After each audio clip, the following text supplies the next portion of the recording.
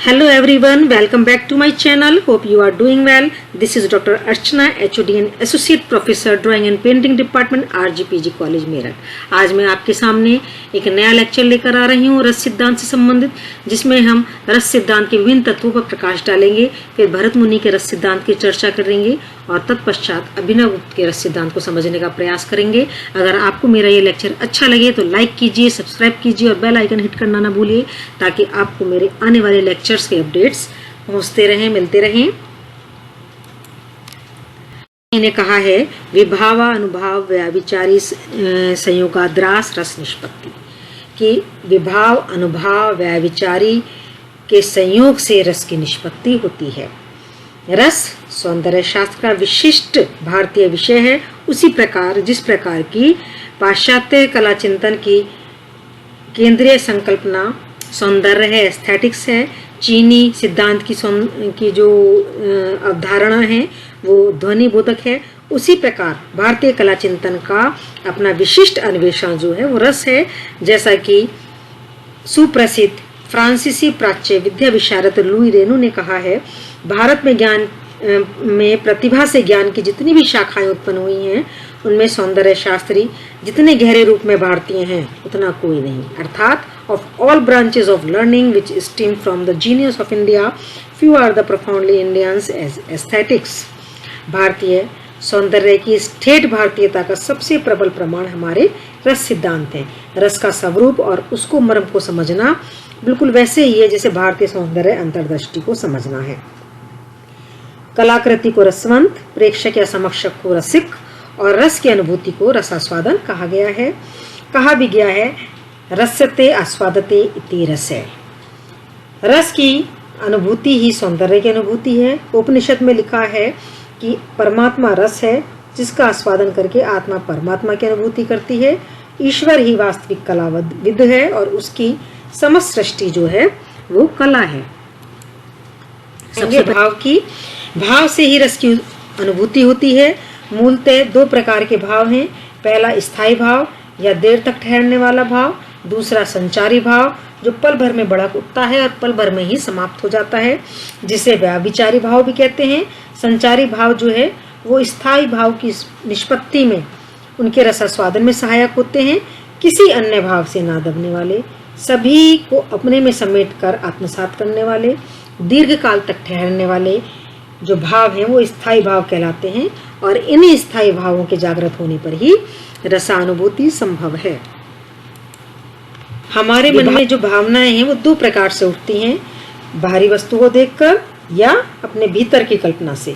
संसार, बाह्य संसार की वो सभी वस्तुएं जो व्यक्ति के भावों को उत्तेजित करने में सहायक होती हैं, विभाव कहलाती हैं। अब ये विभाव जो है, इनके दो रूप होते हैं, आलम्बन और उद्दीपन। आलम्बन से हमारा तात्पर्य उन समस्त वस्तुओं एवं व्यापार से है जिसके प्रति हमारे मन में किसी भाव का उदय होता है। अनुकूल दशाएं भावों को आलम्बन के माध्यम से उद्वेलित करने में सहायक होती हैं, इसीलिए उन्हें उद्दीपन कहा जाता है। आग का अंगारा यदि आलम्बन है तो उसे प्रज्वलित करने वाले हवा के झोंके उद्दीपन है। विभाव के दोनों पक्ष आलम्बन और उद्दीपन मिलकर जिसके हृदय में भाव को उद्वेलित करते हैं उसे आश्रय कहा जाता है। जैसे अगर हम मिनिएचर पेंटिंग की बात करें, लघु चित्रों की बात करें, राधा कृष्ण की, केशव प्रिया के चित्रों की बात करें, तो कृष्ण आलम्बन है, सहायक पृष्ठभूमि फूलों से, पुष्पों से, फलों से लदे हुए वृक्ष, मयूर, युगल, ये सब जो है उद्दीपन तत्व हैं। और जो राधा हैं जिसके हृदय भाव उद्वेलित हो रहे हैं वो आश्रय है। तो आश्रय के हृदय भावों का संचार होने पर उसकी शारीरिक और मानसिक स्थिति में बहुत सारे विशिष्ट लक्षण नजर आते हैं। जैसे कृष्ण को देखकर राधा में लज्जा का होना, मुस्कुराना, शर्म, नजरें नीची हो जाना, एक कोमलता का अनुभव होना। उसी प्रकार विभिन्न मानसिक स्थिति में विभिन्न विभिन्न लक्षण नजर आते हैं। जैसे क्रोध होने पर त्योरिया चढ़ जाना, चेहरा लाल हो जाना, शोक से चेहरे पर उदासी छा जाना, करुण भाव से विहल होने पर आंसू टपकना।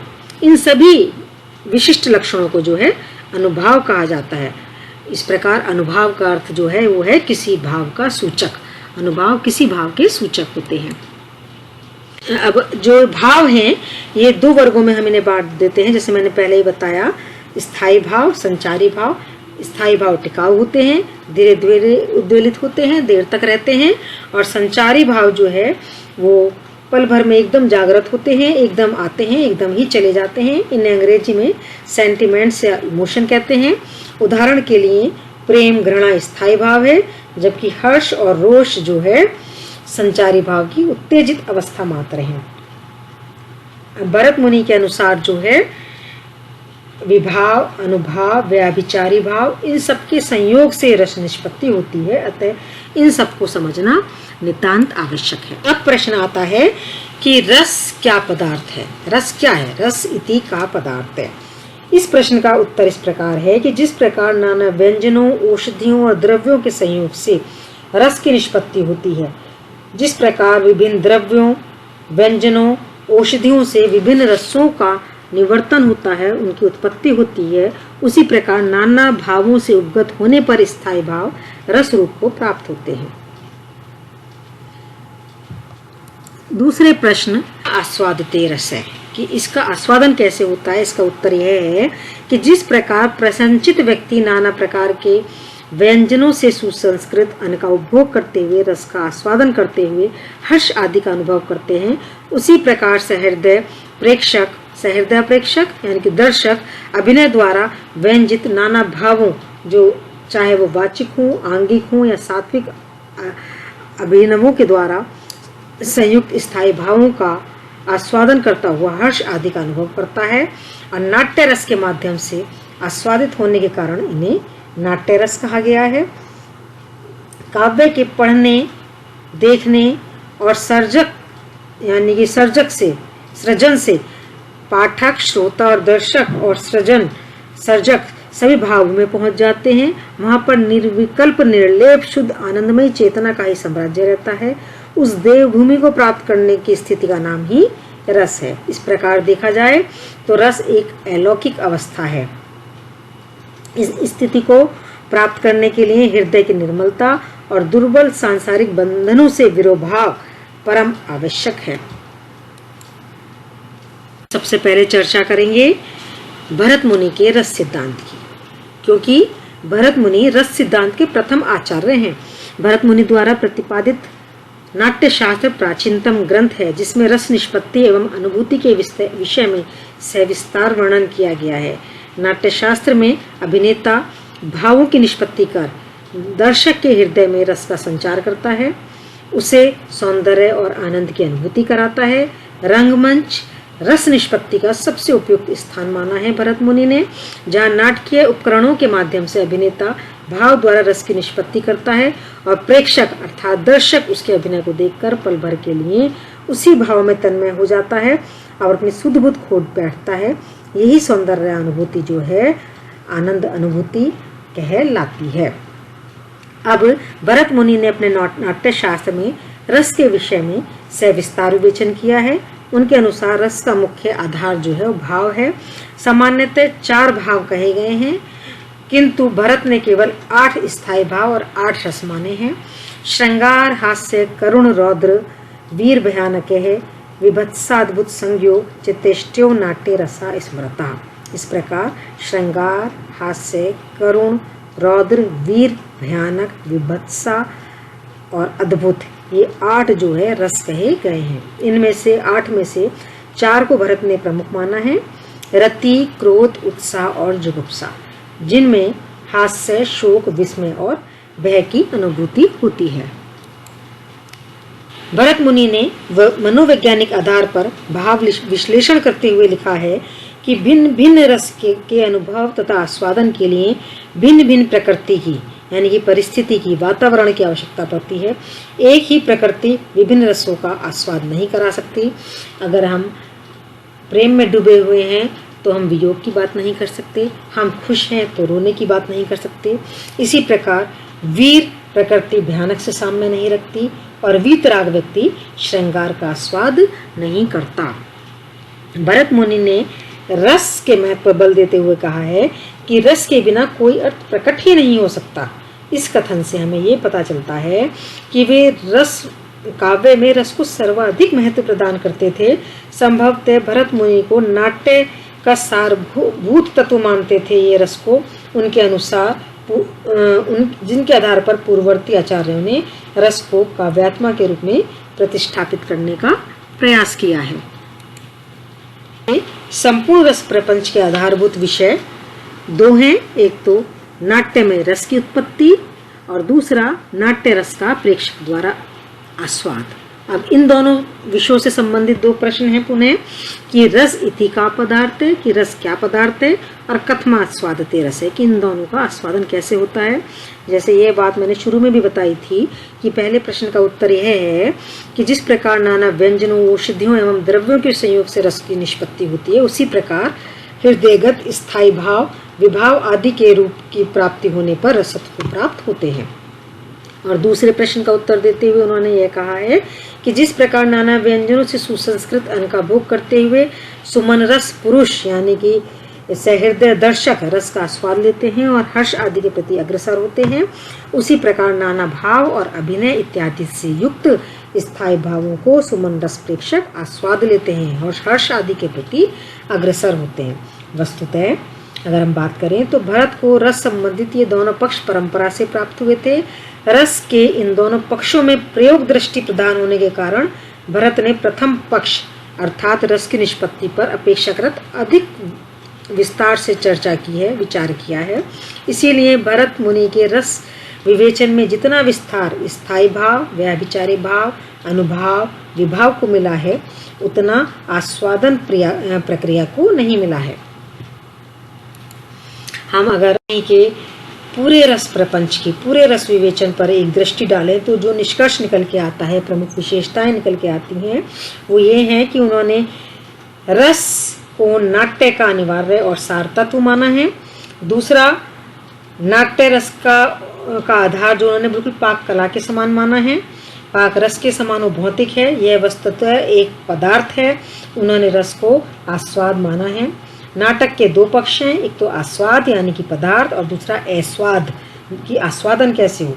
इस प्रक्रिया से होकर ही स्थायी भाव रस रूप में परिणित होता है। और उन्होंने रस को उनके अनुसार रस के आस्वाद का जो अधिकारी है वो सहृदय दर्शक होता है, सुमन रस प्रेक्षक होता है, और नाट्य रस से ही हर्ष आदि की सिद्धि होती है। अब हम बात करेंगे अभिनव गुप्त की, जिन्होंने भारतीय दर्शन में भरत मुनि के बाद इनका बहुत महत्वपूर्ण योगदान रहा है। उन्होंने अपनी पूर्वगामी दार्शनिकों की बिखरी हुई वाणी का वृहत संकलन तैयार किया। भरत के पश्चात अभिनव गुप्त भारतीय सौंदर्य दर्शन के विशिष्टतम प्रवर्तक माने जाते हैं, बिल्कुल वैसे ही जैसे शंकराचार्य वेदांत के। अभिनव गुप्त के अनुसार प्रेक्षक को, दर्शक को रसानुभूति करने के लिए उन सभी प्रकार की विघ्न बाधाओं से सर्वप्रथम स्वयं को मुक्त कर लेना चाहिए जो ध्यान में बाधक हों। स्थायी भाव चित्त वृत्तियों की निवृत्ति के उपरांत ही संभव है। इस प्रकार सुशुद्धि होने पर योगाभ्यास संभव होगा और तभी रसानुभूति हो पाएगी, क्योंकि रसानुभूति एक अमूर्त और अलौकिक प्रक्रिया है। इसे आत्मा आनंद कहा गया है। जब तक हमारा चित्त यानी कि मन एकाग्र ना होगा तब तक स्थायी भाव संभव नहीं है। अतः रसिक को रस की दिव्य अनुभूति के लिए सबसे पहले सभी प्रकार के बाह्य बंधनों एवं अवरोधों से स्वयं को मुक्त कर लेना चाहिए। भरत द्वारा उल्लेखित 8 रसों के अतिरिक्त जो है अभिनव गुप्त ने शांत रस को नवा रस माना है और उनके मत से रसानुभूति इसी स्थायी भाव के आने पर संभव हो सकेगी और तभी आत्मा को परमात्मा की अनुभूति होगी। अनुसार कला वास्तविक जीवन की अनुकृति नहीं है, बल्कि उसे एक नई दृष्टि से देखने का ढंग है। रूप सौंदर्य से जो आनंद की अनुभूति होती है वही भावों या विचारों की अभिव्यक्ति से होती है। इनके अनुसार पाठकों के अंतःकरण में वासना या संस्कार रूप में स्थायी भाव जैसे रति, घृणा सदैव विद्यमान रहते हैं। उनके ही विभाव आदि के संयोग से रसानुभूति होती है। उनके मत से काव्य के पठन पाठन से भावों की निष्पत्ति नहीं होती, केवल उनकी अभिव्यक्ति होती है। भाव पहले से ही हृदय में विद्यमान रहते हैं। तो अभिनव गुप्त की दृष्टि में काव्य भावों को उत्तेजित करने का साधन मात्र है। वैसे भी आदिकाल से ही कला की चर्चा विश्व में विशेषकर भारत में होती आई है। उपनिषद में ब्रह्मा को पूर्ण कलाकार और उसकी इस सृष्टि को कला कहा है। इस प्रकार कला शब्द इतना व्यापक हो गया है कि उसके बाहर कोई भी चीज रह ही नहीं पाती। उपनिषद में स्पष्ट लिखा है कि परमात्मा रस है और रस का आस्वाद कर लेने पर ही आत्मा परमात्मा की अनुभूति करती है। ईश्वर ही वास्तविक कलाविद है और उसकी समस्त सृष्टि जो है कला है। गुप्त के संपूर्ण ग्रंथ एवं विचार जो है वो आज भी भली प्रकार सुरक्षित हैं और यही कारण है कि अभिनव गुप्त का रस संचार में एक छत्र साम्राज्य स्थापित हो गया। आज भी कुछ परिवर्तनों के साथ, संशोधनों के साथ अभिनव गुप्त की रस संबंधी मान्यताएं स्वीकृत हैं। अभिनव गुप्त की जो कुछ मौलिक उद्बोध हैं, उनकी जो कुछ मौलिक विचार हैं वो इस प्रकार हैं कि रस निष्पत्ति सहृदय सामाजिक को होती है, रस आनंदमय है, रस आस्वाद है और निष्पत्ति का अर्थ है अभिव्यक्ति, संयोग का अर्थ है व्यंग्य व्यंजक भाव संबंध, जो कि मैं आपको अपना पहला लेक्चर ध्वनि सिद्धांत को यूट्यूब पर डाल चुकी हूँ, आप उसे देखिए तो आपको ये वाला जो 5वां पॉइंट है पूरी तरह से समझ में आ जाएगा। और दूसरा कि जो साधारणीकरण होता है वो एकाकी के धरातल पर नहीं होता, व्यष्टि के धरातल पर नहीं होता, वो समष्टि के धरातल पर होता है। और साधारणीकरण भावतत्व व्यापार का परिणाम नहीं है बल्कि व्यंजना का ध्वनन व्यापार है। और ये सारी बातें जो हैं हमें जो अभिनव गुप्त के ध्वन्यालोकलोचन ग्रंथ है उससे प्राप्त होती हैं। गुप्त ने प्रत्याभिज्ञा दर्शन के आनंदवाद के अनुयायी होने के कारण रस की अद्वैतता सिद्ध करने का सफल प्रयास किया है। अभिनव गुप्त भट्टनायक की तरह रस का स्वरूप आनंद में स्वीकार करते हैं, किंतु इस कथन से असहमति प्रकट करते हैं कि रस की प्रतीति नहीं होती। अभिनव गुप्त का मानना है रस की अभिव्यक्ति होती है। अभिनव गुप्त जो है वो साधारणीकरण को तो स्वीकार करते हैं, किंतु उसका आधार वो भाव तत्व व्यापार को न मानकर ध्वनन व्यापार को स्वीकार करते हैं। रस के विषय में अभिनव गुप्त का मत जो है बहुत महत्वपूर्ण है। इसके बाद के सभी विचारकों ने उनके इस मत की सराहना भी की है। उनके अनुसार रस का अनुभव कुछ समय तक रहने वाली निर्बाध यानी कि लगातार रहने वाली, निरंतर रहने वाली प्रतीति है, अतः यह चमत्कार के अतिरिक्त कुछ नहीं है। रस का अनुभव करते समय विषय पूर्णतः नष्ट हो जाते हैं, अतः जो विषय केवल विभाव, अनुभाव, अलंकार, गुण, ध्वनि, साधारणीकरण आदि तत्वों के दायरे में विचरण कर रहा होता है उसको अभिनव गुप्त ने एक गंभीर दार्शनिक धरातल उपलब्ध कराया। रसानुभूति को एक उदात्त अनुभूति का स्थान देकर उन्होंने नाटक, काव्य के साथ साथ सभी कलाओं को एक उच्च स्तर, एक उच्च दर्जा प्रदान किया। अभिनव गुप्त का यह योगदान जो है सौंदर्य शास्त्र के इतिहास में बहुत महत्वपूर्ण है। इस प्रकार आज हमने अपने इस रस सिद्धांत में रस के सभी तत्वों, भरत मुनि के रस सिद्धांत और अभिनव गुप्त के रस सिद्धांत पर चर्चा की। I think I would like to end this lecture here. Please mention your comments below and suggestions if any. Thank you. Until then, stay tuned.